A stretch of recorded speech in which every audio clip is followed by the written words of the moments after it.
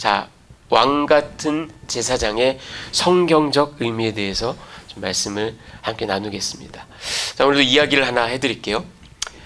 여러분이 거촉이라는 말을 들어보셨는지 모르겠는데, 번역하면 촛불을 들어라, 이런 얘기입니다.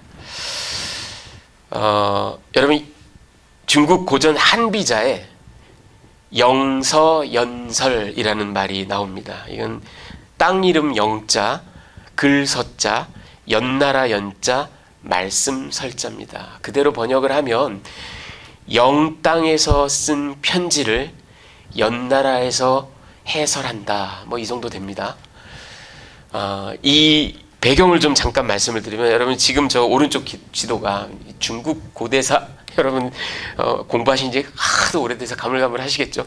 춘추 전국시대 생각나세요? 춘추 전국시대, 아주 혼란스러웠던 그 춘추 전국시대, 지금 오른편에 보이는 이 7나라는 칠웅, 전국시대의 칠웅이라고, 그러니까 7개 아주 나름 강성했던 그런 나라들의 지도입니다. 자, 이제 첫 번째 올라가는 요 남방의 제법 큰 땅, 이게 초나라입니다.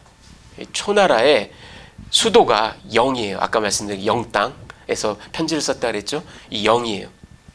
그리고 저 북방에 칠웅 가운데는 들지만 그래도 뭐 초나라보다는 좀 많이 그 기우는 연나라가 있습니다. 자, 이 이야기 영서연설의 배경은 이렇습니다. 이 초나라의 어떤 사람이요, 이 사람도 학식이 높은 사람이었나 봐요. 이 사람이 연나라 제상에게 편지를 씁니다.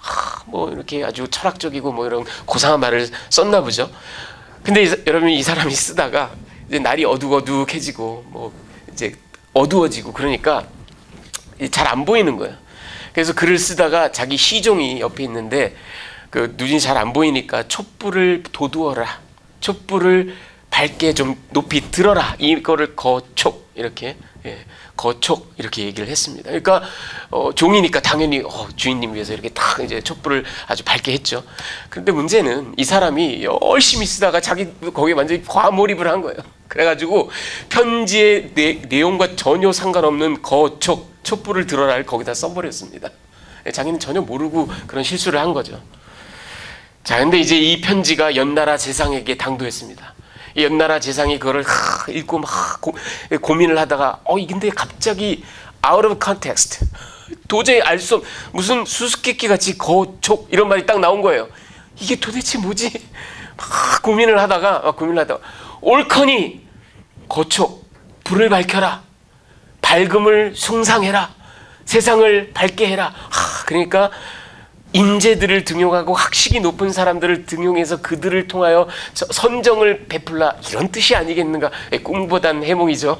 좋은 해몽을 했습니다. 그래가지고 그거를 왕에게 또 간언을 드렸더니 왕도 기뻐하고, 그래서 아닌 게 아니라 인재들을 등용하고, 그래서 연나라에 진짜 좋은 정치가 이루어졌습니다. 하지만 요는 초나라의 그 선비가, 학자가 쓴 글의 의미는 그런 거는 전혀 아니었습니다. 그런 건 아니었는데, 이렇게 컨텍스트와 맞지 않게, 또는 자기 마음대로 뭔가를 이렇게 해석하고 적용하고 번역하는, 그래서 오늘날의 뭐 견강부회라든지 아전인수 같은 한자어와 더불어 이 영서연설 또는 거촉, 이런 말이 쓰인다고 합니다. 자, 여러분, 이 이야기를 나중에 제가 좀 잠깐 다시 해드릴게요. 오늘 본문 아주 짧지만, 먼저 9절 상반절을 보면 교회의 정체성이 나옵니다. 자, 9절 상반절이 그러나 너희는 택하신 족속이요 왕같은 제사장들이요 거룩한 나라요 그의 소유가 된 백성이니, 이 회심한 신자들, 모퉁이 돌이신 예수 그리스도로 말미암아 이제 교회로 부름받은 이 새로운 신자들, 새로운 백성들, 이들을 하나님이 택하신 족속, 왕같은 제사장들, 거룩한 나라 그의 소유라고 이렇게 사도 베드로가 얘기를 하는데, 이거는 뜬금없이 나온 얘기가 아니라 그 옛날 출애굽기 19장 5절 6절에 보면 하나님께서 시내산에서 구속함 받은 이스라엘 백성과 언약을 맺으실 때 너희는 왕 같은 제사장들이다. 세계가 다 나에게 속하였고, 이런 귀한 말씀이 나오죠. 자, 그거를 인용하면서 이 소아시아 교인들에게 너희가 바로 택하신 족속이요 왕 같은 제사장들이다, 이렇게 얘기를 합니다. 자, 그리고 9절 하반절, 이제 속량의 이유를 이야기합니다. 9절 하반절 볼까요? 자, 같이 읽어보겠습니다. 시작.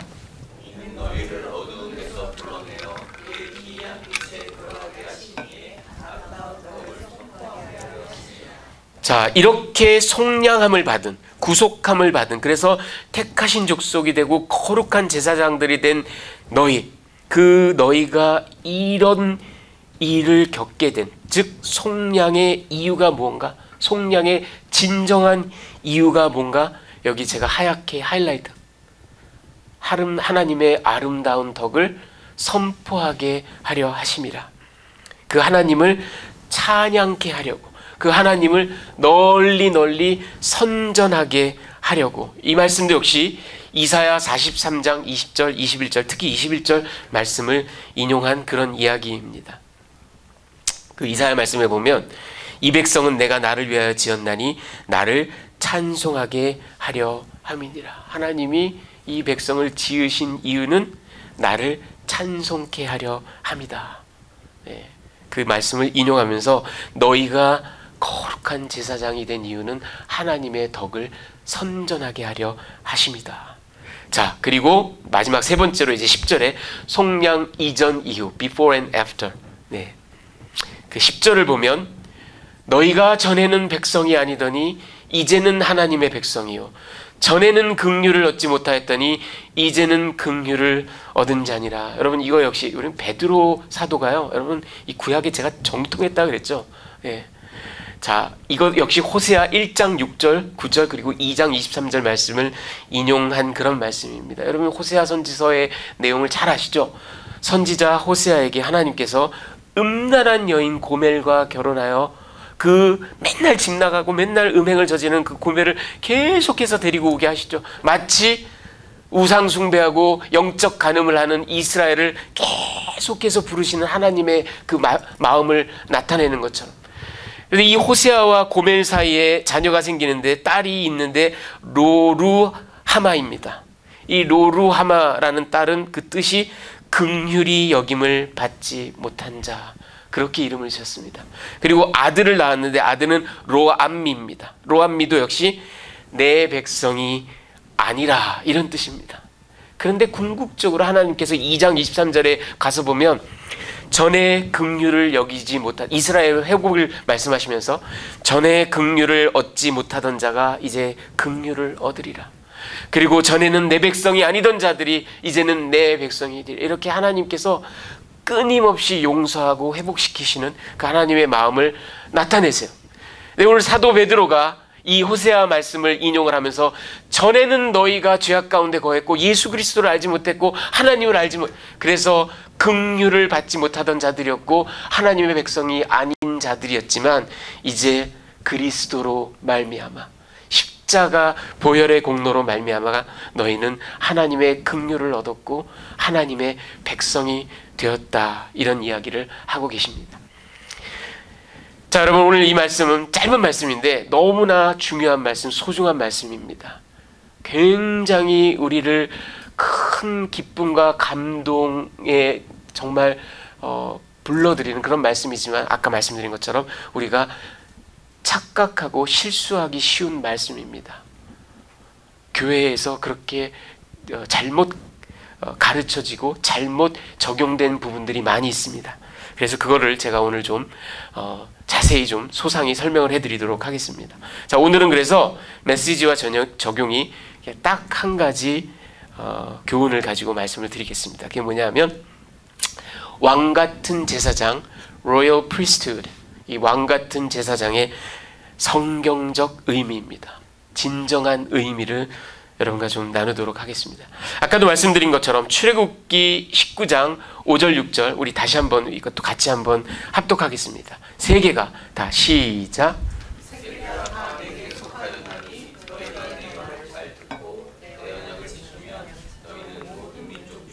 내 소유가 되겠고 너희가 내게 대하여 제사장 나라가 되며 거룩한 백성이 되리라. 너는 이 말을 이스라엘 자손에게. 출애굽기에 보면 하나님께서 애굽으로부터 이스라엘 백성을 속량하십니다. 그리고 시내산 언약을 맺으실 때, 하나님의 백성 삼으실 때, 그때 하나님께서 이 말씀을 하십니다. 세계가 다 내게 속하였고 너희가 내 말, 여기 중요한 거예요 여러분. 너희가 내 말을 잘 듣고 내 언약을 지키면 너희는 모든 민족 중에서 내 소유가 되고 너희가 내게 대하여 제사장 나라가 되리라. 여러분, 우리가 착각하지 말아야 될 건, 너희가 내 말을 잘 듣고 내 언약을 지키면 애굽으로부터 구속을 받는다가 아닙니다. 구속은 이미 받았어요. work righteousness가 아닙니다. 너희가 못났어도, 너희가 죄악투성이라도 나는 너희를 사랑하여 건졌다 이거예요. 이미 건짐받은 너희는, 속량받은 너희는 이제 그 속량받음에 감사하여서 내 말을 잘 듣고 내 언약을 지키라는 거예요. 그렇게 하면 바로 너희가 제사장 나라가 된다라는 얘기예요. 자, 이런 말씀을 하는데 오늘 사도 베드로가 이 출애굽기 말씀을 인용하면서, 그리고 호세아 말씀을 인용하면서, 이사야 말씀을 인용하면서 소아시아 신자들에게 너희가 바로 영적인 이스라엘이다. 더 이상 혈통이 중요한 게 아니다. 이렇게 얘기를 합니다. 오직 예수의 이름으로 너희는 무조건적인 하나님의 사랑을 받아서 속량을 받았다라는 거예요. 그런데 이 속량을 받은 너희는, 그 축복을 받은 너희는 이제 새 이스라엘인데, 그 새 이스라엘에는 그에 걸맞는, 그에 따르는 행동 지침이 있다라는 거예요. 너희가 내 말을 잘 듣고 내 언약을 잘 지키고 결국 그렇게 함으로써 제사장 나라가 된다라는 겁니다. 여러분, 이 출애굽기에 6절에 보면 너희가 내게 대하여 제사장 나라가 되고, 이 제사장 나라라는 걸 그 히브리 원어로는 맘레켓 코하님 이렇게 얘기합니다. 이거를 영어로 그대로 문자 그대로 번역하면 Kingdom of Priests 이런 말입니다. 제사장들이 모여서 나라가 된 겁니다. 그 나라의 모든 백성이 제사장이라는 겁니다. 자, 그런데 여기서 오해가 생겨나면 안 돼요. 여러분, 이 제사장이라는 건, 그래서 Kingdom of Priests라는 건 너희가 제사장들이 되어서 믿지 않는 민족들에게, 애굽 족속들에게, 가나안 족속들에게, 바벨론 족속들에게, 아수르 족속들에게 너희가 제사장 역할을 하라라는 겁니다. 여러분, 제사장 역할의 핵심이 뭡니까? 하나님과 인간을 연결시켜주는 겁니다. 자, 여러분, 이건 뭘 보면 알 수 있냐면, 사실은 이 출애굽기 사건보다 400여 년 전으로 더 거슬러 올라가 볼까요? 이 이스라엘 족속의 시조가 되는 아브라함을 하나님께서 처음 부르실 때 12장 3절 하반절에 보면 땅의 모든 족속이 너로 말미암아 복을 얻을 것이라. 너로 말미암아 야훼를 알게 될 것이다. 너로 말미암아 그분이 창조주이고 그분이 절대적인 하나님이심을 알게 될 것이다. 무슨 얘기예요? 아브라함을 1호 제사장으로 뽑았다라는 얘기입니다. 이게 바로 제사장으로 선택받은 진정한 이유입니다. 아브라함이 복의 통로가 되고 열방에게 복을 주고 열방에게 야훼를 중재하고 알리고 선전하라라는 그런 내용입니다. 여러분, 수천 년간 하나님은 동일한 방법을 사용하셨습니다. 처음 아브라함을 부르셨을 때도 그렇고, 이스라엘 백성들과 시내산에서 언약을 맺으실 때도 그렇고, 지금 사도 베드로를 통하여 1세기 소아시아 교인들, 새 이스라엘이 된 1세기 소아시아 교인들에게도 그렇습니다. 너희는 속량함을 받은 존재고, 그 속량을 받은 존재들은 제사장 나라가 된다. 그런데 그 제사장의 직분은 대외적으로, 집합적으로 의미를 지니는 것, 믿지 않는 자들에게 제사장이 되어서 하나님을 알리고 선전하라라는 겁니다. 이게 바로 베드로가 얘기한 그 왕 같은 제사장들, 로열 프리스트후드를 헬라어로 바실레이온 히에르테우마 이렇게 얘기했어요. 이게 바로 로열 프리스트후드, 제사장 나라를 그렇게 얘기한 겁니다. 다시 말하면 1세기 상황으로 얘기하면 그 소아시아 교인들에게 너희가 교회로 부름받았는데, 너희는 속량을 받았는데, 그래서 너희가 살아가면서 헬라인들에게, 로마인들에게, 갑바도기아인들에게, 길리기아인들에게 하나님을 선전해라, 하나님을 전해주는 제사장이 되어라, 하나님과 그들 이방인들 간의 중재자가 되어라, 이런 얘기입니다. 여러분, 이건 확장해서 얘기하면 오늘날 저와 여러분을 거룩한 제사장으로 하나님께서 부르셨다라는 그 제사장 나라의 진정한 의미는 뭐냐면, 너희는 21세기를 살아가면서 불교도들에게, 이슬람교도들에게, 무신론자들에게, 물질주의자들에게, 그리고 그 하나님을 멀리하고 저주하는 자들에게 아니 그렇지 않다, 하나님이 진정한 신이시다, 하나님이 정말로 이 땅을 지으셨다 하는 그 놀라운 진리를 전하고 선포하는 제사장으로, 그래서 그들과 하나님을 연결하는 중재자로 살아가라는 바로 그런 부르심이라는 겁니다.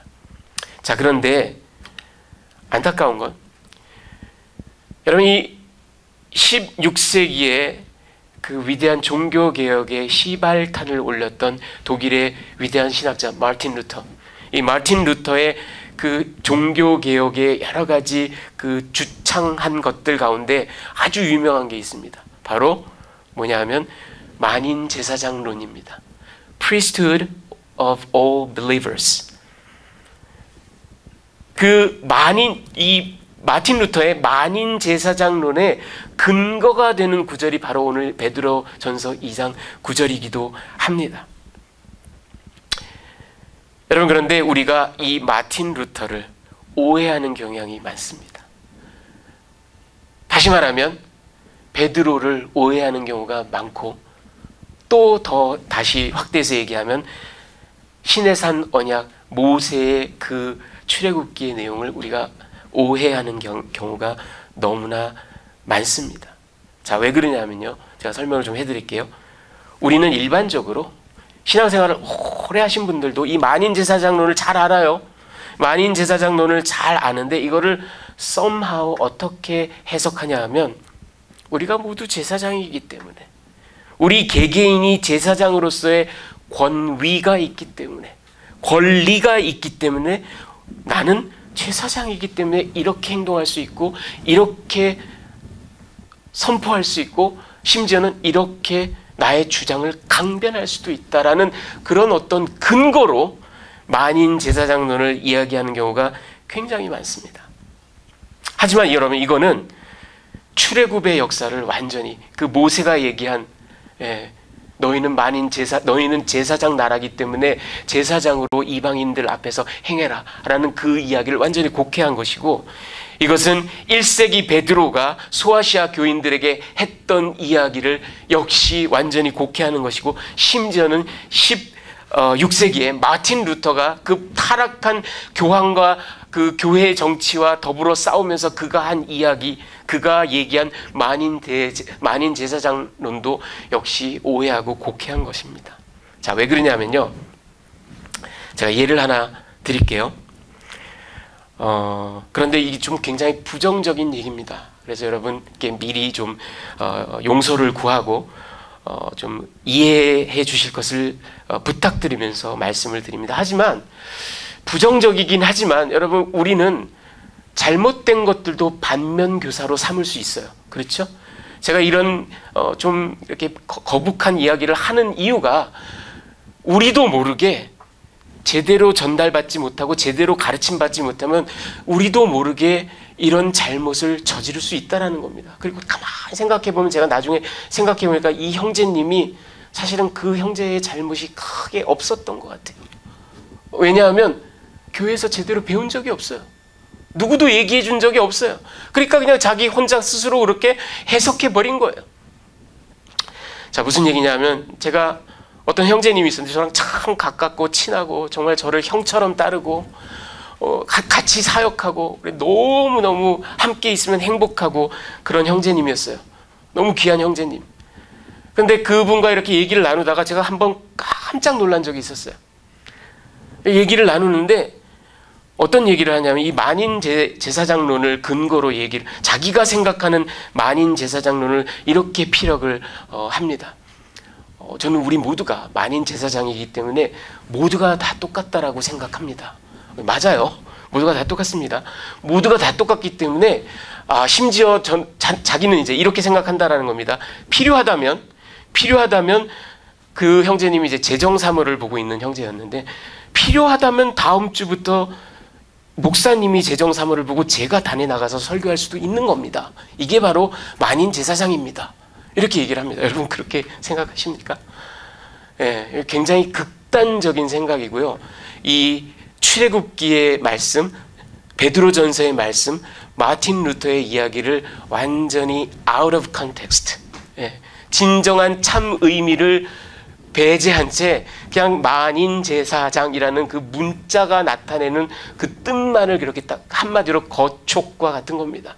out of context.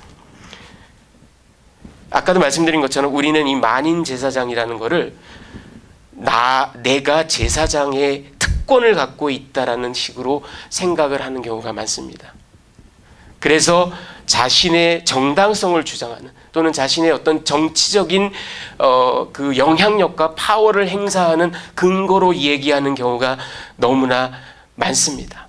하지만 여러분, 마틴 루터가 얘기한 만인 제사장은 그런 게 아니에요.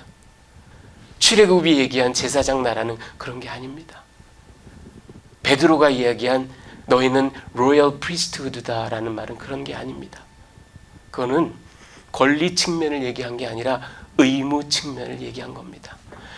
제가 만인 제사장을 여러분께 그 마틴 루터에 특별히 기반해서 여러분께 좀 소상히 설명을 해드리겠습니다. 루터가 얘기한 만인 제사장에는 분명히 특권적인 측면이 있고 의무적인 측면이 있습니다. 특권적인 측면은 뭐냐 하면 모든 신자가 다 같이 존귀하다라는 겁니다. 여러분 이건 우리에게 너무나 당연한 얘기인데 루터가 활동했던 16세기에는 이게 천지개벽할 얘기입니다. 왜냐하면 중세교회에서는 교황이 가장 존귀하고요. 추기경은 그거보다 덜 존귀하고요. 교구사제는 그거보다 덜 존귀하고요. 일반 백성, 농부, 카펜터들은 그거보다 덜 존귀합니다. 리터럴리. 그래서 정말 거기에 하이어라키, 계서제가 있습니다. 존귀함에도 차이가 있었습니다. 하지만 마틴 루터가 얘기한 건 뭐냐? 하나님 앞에 모든 신자가 그게 교황이든 추기경이든 교구사제건 농부건 간에 똑같이 존귀하다. 이것을 얘기했습니다. 이건 특권적인 측면이에요. 자, 두 번째, 모든 신자가 하나님께 직고한다라는 겁니다. 이게 특권적인 측면입니다. 이것도 우리에겐 너무나 당연한 얘기인데 16세기 중세교회는 그렇지 않았어요. 왜? 여러분이 30년, 40년, 50년 아무리 신앙생활을 열심히 하고 아무리 경건한 자라도 매주 미사에 나가고 매주 고해 성사를 하고 아주 믿음이 특별한 사람이어도 여러분 스스로 하나님께 고백을 못합니다. 여러분 스스로 죄사함을 죽었다 깨나도 못 받습니다. 반드시 신부의 중재가 있어야만 신부에게 사제에게 죄를 고백하고 사제가 내가 형제의 죄를 사하노라 가서 헤일메리를 10번 하고 주기도문을 10번 외우고 이런 선행을 해라. 이걸 다 해야만 용서를 받는 거예요. 누구도 하나님께 직고를 못했습니다. 그런데 마틴 루터가 초대교회로 돌아가자, 원시복음으로 돌아가자 하면서 우리는 모두가 다 하나님 앞에 주여 나의 죄를 사하여 주시옵소서. 왜?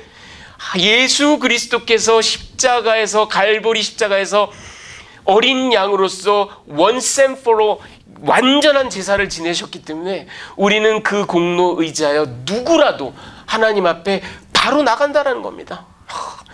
이게 바로 만인 제사장의 특권적인 측면이에요. 세 번째, 모든 신자가 성경을 읽을 수 있다. 여러분 이것도 우리는 너무나 당연한 얘기인데 중세교회는 그렇지 않았어요. 라틴어로 성경이 돼 있었기 때문에 신부 이외에는 누구도 읽을 수도 없고 읽어서도 안 됐어요. 윌리엄 틴데일이라는 영국의 위대한 그 아주 초기 종교개혁자, 루터보다도 앞섰던 그 사람은 성경을 영어로 번역했다라는 이유 하나만으로 산채로 화형을 당했습니다. 누구도 읽어서는 안 되는 세계였어요. 그런데 종교개혁 이후에 마틴 루터가 한 실제로 위대한 사역 가운데 하나가 뭐냐면 히브리어와 헬라어로 되어 있던 성경을 창세기부터 계시록까지 독일어로 전부 다 번역을 했습니다. 이제는 농부도 카펜터도 다 성경을 읽어라. 여러분, 이게 만인 제사장의 특권적 측면입니다. 하지만 말씀드린 대로 출애굽기에서 말한 제사장 나라, 베드로전서에서 말한 거룩한 제사장 나라, 로열 프리스트후드, 그리고 마틴 루터가 특별히 얘기한 만인 제사장의 의무적 측면은 뭐냐면 아까도 말씀드린 것처럼 불신자들에게 제사장 직분을 행해서 하나님을 알려라. 또 너희는 다 제사장이기 때문에 거룩하고 순결해라. 그리고 하나님을 선포해라. 예배해라. 집합적으로, 집단적으로 corporate worship을 하고 그 선교를 하고 구제를 함으로써 하나님을 알려라. 이런 이야기가 바로 의무적인 측면입니다. 여러분, 특권적인 측면에서 그 모든 신자가 존귀하다라는 거, 이 부분에서 우리가 오해를 하면 안 됩니다. 교구사제나 농부나 똑같이 하나님 앞에 존귀하고 여러분이나 저나 하나님 앞에 정말 털끝만큼도 차이가 없이 존귀합니다. 하지만 사제가 행하는 직분, 목사가 행하는 직분, 그 펑션, 기능, 말씀을 전하는 것, 이거는 이렇게 공용하고 함께 뭐 오늘은 이번 주에는 내가 하고 다음 주에는 누가 하고 그런 건 아니에요. 그 의무와 기능은 다른 부분이 있다라는 겁니다. 자, 그런데 오늘날 교회에서 이런 정확한 가르침이 베풀어지기보다는 그냥 말만 난무하다 보니 만인제사장 난무하다 보니 아까 말씀드린 것처럼 거촉처럼 진짜 컨텍스트의 의미는, 출애굽기의 의미는, 베드로전서의 의미는 너희가 이토록 순결하고 이토록 열방에게 하나님을 다 전하는 자들이 돼야 된다라는 이야기를 하고 있건만 아전인수격으로 나도 제사장이니까 나도 이렇게 할 수 있어, 이렇게 얘기를 한다라는 겁니다. 여러분, 출애굽기의 얘기가 너희가 거룩한 제사장이 그런 식의 의미였다면 왜 출애굽기 그러고 난 다음에 바로 그리고 레위 그 방대한 분량을 통해서 하나님께서 제사장 제도, 제사장이 굉장히 특별한 직분을 발휘하는 것을 왜 그렇게 얘기했겠어요? 그 기능은 분명히 달라요. 여러분, 마틴 루터가 만인 제사장론을 얘기한 사람이지만 마틴 루터가 종교개혁을 왜 했는지 아십니까? 중세교회가 타락해서? 교황이 막 미쳐 날뛰어서? 그거 다 이유가 됩니다. 하지만 마틴 루터가 종교개혁을 일으킨 진정한 이유는 목사로서 자기의 교권을 확립하기 위해서입니다. 자기가 로마서를, 갈라디아서를 미친 듯이 연구하고 강해하고 사람들에게 가르칠 이 교권이라는 게 있는데 그건 누구도 뺏어갈 수 없는 건데 그 교권을 감히 교황이 뺏어가려고 했기 때문에 그 교황에게 반기를 든 것이 바로 종교개혁입니다. 그토록 그러니까 만인 제사장을 얘기했던 마틴 루터조차도 교권에 대해서, 목사로서의 그 신분에 대해서, 자기의 기능에 대해서 정말 타협 없는 어떤 확고한 신념을 갖고 있었습니다. 자, 그런데 우리가 여러분 이렇게 그 컨텍스트에서 떠나서 그 문자만 가지고 해석을 하다 보면 이런 실수를 하기 쉽습니다. 여러분, 아까 소개해드렸던 이 한비자의 영서연설의 이 이야기의 끝부분에 보면 이제 이런 이야기가 나옵니다. 치즉치의 비서의야 금세학자 다사차류, 이런 말이 나옵니다. 이게 무슨 얘기냐면 잘 다스려지기는 했으나 비서의야 이는 편지의 본뜻은 아니다. 금세학자, 오늘날 학자들은 다사차류, 대부분 이런 부류와 유사하다 하면서 비록 잘 다스려지기는 했지만 이거는 본 뜻이 아니고 이거는 우리가 그리고 경계해야 될 만한 일이다라고 한비자도 말을 맺고 있습니다. 여러분, 우리가 이럴 수 있습니다. 제가 늘 강해 설교를 하면서 여러분들께 계속해서 말씀드리는 이유가 그 역사적인 배경, 언어학적인 배경, 그리고 문화적인 배경, 그것들을 그렇게 좀 이렇게까지 해야 될 이유가 있을까 싶을 정도로 면밀하게 파악해서 성경의 원뜻이 이러하니 우리가 그 뜻에 맞춰서 우리가 적용을 하고 해석합시다 하고 제가 계속해서 이렇게 강해 설교를 하는 겁니다. 여러분, 이 노력을 게을리하면 이처럼 얼토당토 않게 그냥 문자 그대로 아니면 컨텍스트와 맞지 않게 어떤 말 하나만 딱 붙잡고 이렇게 성경이 이렇게 말했어, 성경은 이런 걸 얘기하고 있어, 그리고 그게 막 확신에 차서 그것을 막 전파하고 그것과 반대되는 이야기는 막 싸우고 우리가 이러기 쉽다라는 겁니다. 여러분, 그래서 제가 지난주에도 이 신령한 젖을 사모하라라는 베드로의 말씀을 제가 전하면서 저희 아이들이 막 사력을 다해서 젖을 빨고는 그냥 거의 기절하다시피 이 정도로 힘들어서 그 젖을 먹었다라는 말씀을 제가 드렸죠. 우리가 바로 하나님의 말씀을 이렇게 사력을 다해서 먹어야 되는데, 사력을 다해서 먹는다라는 건 잠을 안 자가면서 졸린 걸 참으면서 성경을 읽으라는 얘기가 아니고, 불이 침침하고 아니면 막 환경이 나쁜데 막 어렵게 말씀 공부를 하라는 얘기가 아니라, 사력을 다해서 말씀을 읽으라는 얘기는 나를 돌아보고 내 위주가 아니라 나를 돌아보고 나를 질정하고 나를 쳐서 복종시키는, 하나님을 영화롭게 하고 예수를 영화롭게 하는 그런 모습과 방향으로 말씀을 읽고 섭취하라라는 얘기입니다. 여러분, 끝으로 이사야 43장 21절 말씀 우리 다시 한번 같이 합독하겠습니다. 이 백성은 시작. 나를 위하여 지었나니 나를 찬송하게 하려 함이니라. 여러분, 이게 하나님께서 선지자 이사야를 통하여 이 백성을 지으신 이유가 나를 찬송케 하려 함이랍니다. 여러분, 제가 이 말씀을 오늘 우리가 나눈 말씀에 빗대어서 살짝 여러분들께 반전을 줘서 말씀드리겠습니다. 이 백성은 내가 나를 위하여 속량하였나니 나를 찬송하게 하려 함이라. 여러분, 우리를 속량하신 이유가 나를 찬송케 하려 함이랍니다. 하나님을 선전케 하려 함이랍니다. 또 한 번 반전을 드릴까요? 이 백성은 내가 나를 위하여 제사장들로 임명하였나니, ordain 하였나니, 그 이유는 나를 찬송하게 하려 함이라. 자기 주장하라는 게 아니고 나를 찬송하게 하려, 믿지 않는 자들에게, 불교 신자들에게, 이슬람 신자들에게 나를 선전하게 하려고 제사장으로 임명했다라는 이야기입니다. 여러분, 이 말씀을 깊이 새기십시오. 우리를 거룩한 제사장으로 부르신 하나님의 뜻을 우리 마음에 온전히 새기십시오. 그 성경 구절이 포함하고 있는 그 컨텍스트 그대로 거기에 맞게, 개혁자들이 얘기한 그 뜻에 맞게. 여러분, 제가 끝으로 한마디만 더 해드리고 이야기를 맺을게요.